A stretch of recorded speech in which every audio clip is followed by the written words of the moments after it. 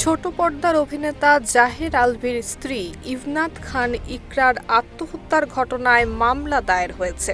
আত্মহত্যার প্ররোচনার অভিযোগে করা এই মামলায় প্রধান আসামি করা হয়েছে অভিনেতা আলভিকে। তিনি বর্তমানে বিদেশে অবস্থান করলেও দেশে ফেরার সঙ্গে সঙ্গে তাকে গ্রেফতার করা হবে বলে জানিয়েছে পুলিশ।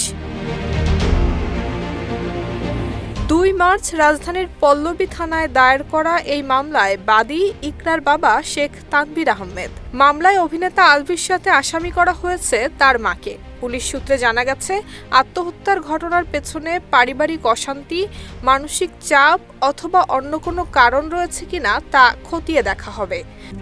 RICL TMX, যুগের পর যুগ স্থাপনা থাকে মজবুত। ময়নাতদন্তের প্রতিবেদন সহ অন্যান্য আলামত বিশ্লেষণ করে নেওয়া হবে পরবর্তী আইনি পদক্ষেপ।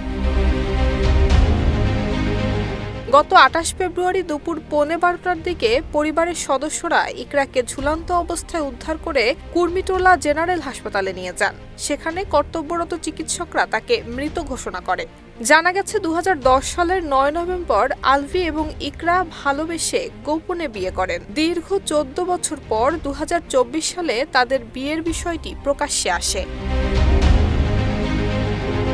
নুসরাত জাহান মেহের, ঢাকা পোস্ট।